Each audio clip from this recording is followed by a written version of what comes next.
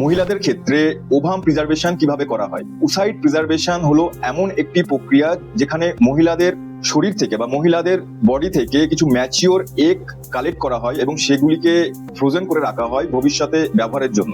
First স্টেপে আসে hormonal stimulation. এই স্টেপে প্রথমে ওভারিকে হরমোনের মাধ্যমে উদ্দীপিত করা হয় যাতে একসাথে একাধিক ফলিকল ম্যাচিওর হয়। এই হরমোনগুলি সাধারণত 10 থেকে 12 দিন মতো দেওয়া হয়। হরমোনগুলোর মধ্যে অন্যতম হলো follicle stimulating hormone, লিউটিনাইজ hormone analogues. এই সময় রোগীর রেগুলার আল্ট্রাসোনোগ্রাফি করা হয়, ফলিকলের গ্রোথ বা ম্যাচিওর মনিটর করা হয়।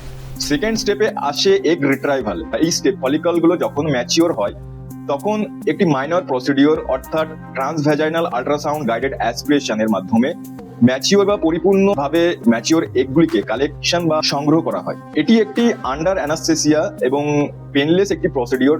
সাধারণত সময় লাগে 15 থেকে 20 মিনিট মতো। থার্ড স্টেপে আসে ক্রায়ো প্রিজার্ভেশন বা ফ্রিজিং। এই পদ্ধতিতে কালেক্টেড এগগুলিকে ক্রায়ো প্রোটেক্ট্যান্টের মাধ্যমে ধীরে ধীরে ঠান্ডা করে লিকুইড নাইট্রোজেনের টেম্পারেচার অর্থাৎ -196 ডিগ্রি সেন্টিগ্রেড তাপমাত্রায় রাখা হয়। এই প্রসেসকে ভিট্রিফিকেশন বলে।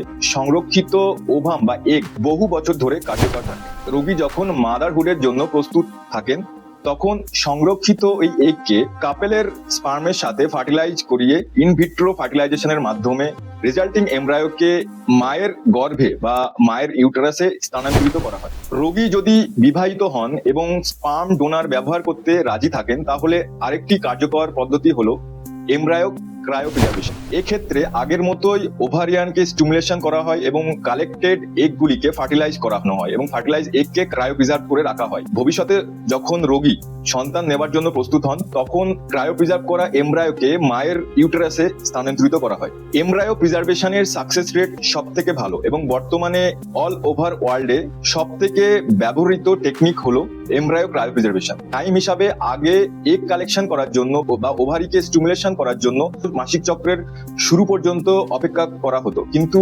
র্যান্ডম স্টার্ট প্রোটোকল অনুযায়ী এখন মাসিক চক্রের যে কোনো সময়ে ওভারিকে স্টিমুলেশন করা যেতে পারে এবং এগকে কালেকশন করা যেতে পারে। এই প্রক্রিয়াতে চিকিৎসাকে বিলম্ব না করে বা ডিলে না করে যে কোনো সময় এগকে কালেক্ট করা যায় এবং পুরো প্রক্রিয়া সম্পূর্ণ হতে সময় লাগে 10 থেকে 15 দিন।